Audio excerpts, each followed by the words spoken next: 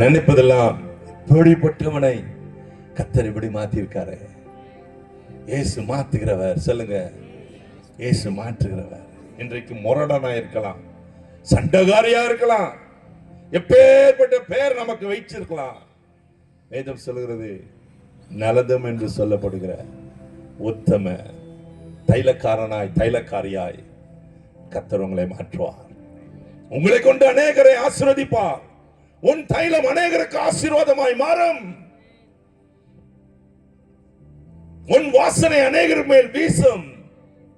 இயேசு ஒன்றை இழுத்து கொண்டு வரும். கர்த்தருக்கு ஸ்தோத்திரம். சில இடங்களில் நான் போகும்போது, சில ஏர்போர்ட்ல இல்லைன்னா முக்கியமான சில இடங்களில் சிலர் சில பர்ஃப்யூம் போட்டிருப்பான். சின்ன வயசுலேருந்து எனக்கு அது மேலே ஒரு ஆசை. நான் போடுவேன் சின்னதில் நிறையா. நான் நின்று சொல்வேன், இந்த பர்ஃப்யூமா அப்படி கேட்பேன். அவங்க சொல்லுவாங்க எஸ் அப்படின்னா. உங்க மேலே இன்னைக்கு ஒரு நல்ல தைலம் ஊட்டப்பட்டிருக்கிறது. இயேசு என்ற நாமம் உள்ள தைலம். அநேகர் அந்த வாசனையை முகர்வார்கள். உங்க வாழ்க்கை அநேகருக்கு ஆசீர்வாதமாய் மாறும். இறுதியாக ஒன்றை சொல்லி முடிக்கட்டும். அந்த வசனத்தின் கடைசி பகுதியில் நீங்க வாசிக்கும் போது,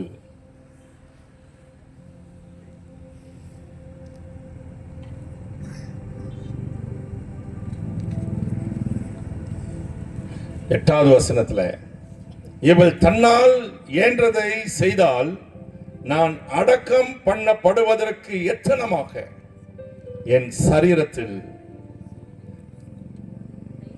தைலம் பூச முந்தி கொண்டாள். அடக்கம், மரணம், முடிவு. ஒருவேளை இது பார்க்கும்போது கேட்கும் போது வேற மாதிரி இருக்கு. நான் கடைசியாக ஜெபித்துக் கொண்டிருந்தேன் கிளம்புறதுக்கு. அப்பொழுதுதான் இதனுடைய ஒரு வெளிப்பாடு எனக்குள்ள. அநேகருக்கு மரணம் பிடிக்காது, ஆனா இயேசுக்கு அது பிடிச்சது. அவர் வந்ததே பூமியில மரிக்கதான் வந்தார். அவர் பிதாவின் சித்தத்தை அறிந்து தேவ திட்டத்துக்கு தங்களை அர்ப்பணித்து பூமிக்கு வந்தார். உலக தோற்றத்துக்கு முன்னதாகவே அடிக்கப்பட்ட ஆட்டுக்குட்டி என்று நாமம் அவருக்கு. ஏனென்றால் உலகம் உண்டாவதற்கு முன்பே ஏற்படுத்தப்பட்ட உடன்படிக்கையிலே பிதா, சுதன், மைந்தன், பரிசுத்த ஆவியானவர் இந்த மூன்று பேரும் போட்ட திட்டத்திலே அவங்களுக்குள்ளே ஒரு உடன்படிக்கை. மனுஷனை உண்டாக்கும் போது அவன் பாவம் செய்தால் யார் மீட்பா? நான் போகிறேன். அதுதான் அவனுடைய உடன்படிக்கை. அந்த உடன்படிக்கை எத்தனை கோடி ஆண்டுகள் ஆனது தெரியாது. நமக்கு விளங்கின 4000 ஆண்டுகள் கழித்து 2000 ஆண்டுகளுக்கு முன்பாக பூமிக்கு வந்தார். இந்த இயேசு மரிப்பதற்காக வந்தார். தன் மரணத்தை குறித்து பேசிக்கொண்டே இருந்தார். மரணத்துக்கு அடையாளமாக அவருக்கு பிறப்பிலேயே வெள்ளைப்போளத்தை கொண்டு வந்து வைத்தார்கள், தூப வர்க்கத்தை வைத்தார்கள். எப்போது பார்த்தாலும் அவருடைய மரணத்தை ஜனங்கள் ஞாபகப்படுத்தினார்கள். ஏன், எப்பொழுது, எதற்காக? லூக்கா 24:49 சொல்கிறது, நான் போகிறது உங்களுக்கு பிரயோஜனமா இருக்கும். நான் பிதாவை வேண்டிக் கொள்ளுவேன், அப்பொழுது எப்பொழுதும் உங்களோடு இருக்கும்படிக்கு. வேதம் சொல்கிறது, பரிசுத்த ஆவியை அவர் உங்களுக்குள்ள அனுப்புவார். வாக்குத்தத்தம் பண்ணப்பட்டவரை உங்களுக்குள்ள அனுப்புவார். பரிசுத்த ஆவி உங்களிடத்தில் வரும்போது நீங்கள் பலன் அடைவீர்கள், நீங்கள் கிருபை பெறுவீர்கள், வல்லமை பெறுவீர்கள், என்னை போல இருப்பீர்கள். என்னை போல உங்களை மாற்றும்படிக்கு என்னுடைய ஆவியை உங்களுக்கு தருகிறேன். நான் போய் பிதாவை வேண்டிக் கொள்ளுவேன். வாக்குத்தத்தம் பண்ணப்பட்டது உங்களுக்கு கிடைக்கும்படிக்கு நீங்கள் போய் எருசலேமிலே காத்திருங்கள் என்று எழுதியிருக்கிற அந்த பகுதி. God asked us to go and wait. அப்போஸ்தலர் 1:4-5 நீங்கள் காத்திருங்கள் என்று சொன்னார். சீஷர்கள் காத்திருந்தார்கள். 2 அத்தியாயத்தில் முதல் 4 வாழ்க்கையில அவர்கள் எல்லாம் ஒருமனப்பட்டு ஜெபித்துக் கொண்டிருந்த பொழுது அப்பொழுது வாக்குத்தத்தம் பண்ணப்பட்டவர் இறங்கி வந்தார்.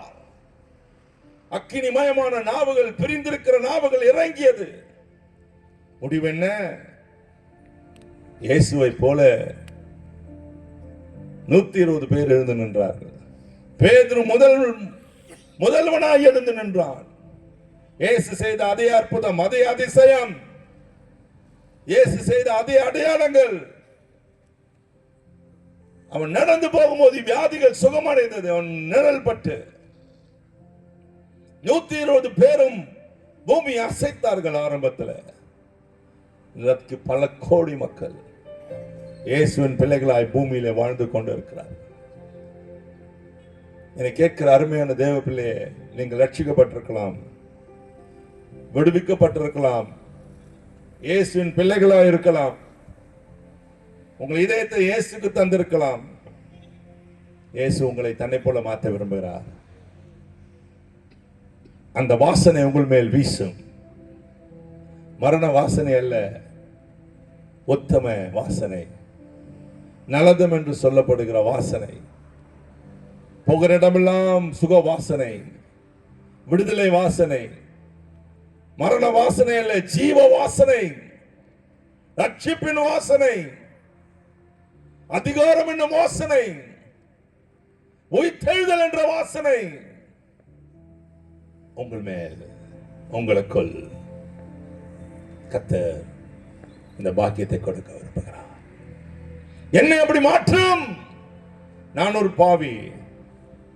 என்னை அப்படி மாற்றும். நானும் அர்ப்பணித்திருக்கிறேன் என் வாழ்க்கையை. என்னையும் ஆண்டவர் உபயோகப்படுத்துவாரா? நிச்சயமாக உங்களை இயேசு அழைக்கிறார். எனக்கு இந்த விடுதலை வேணும், இப்படிப்பட்ட நன்மை வேண்டும், எனக்கு சுகம் வேண்டும், எனக்கு அது அற்புதம் வேண்டும், என் வாழ்க்கையில வல்லமை வேண்டும் என்று சொன்னால் நம்ம ஏஞ்சி நிற்போம். ஏஞ்சி நில்லுங்க, தயவு செய்து ஏஞ்சி நில்லுங்க. Thank you Holy spirit.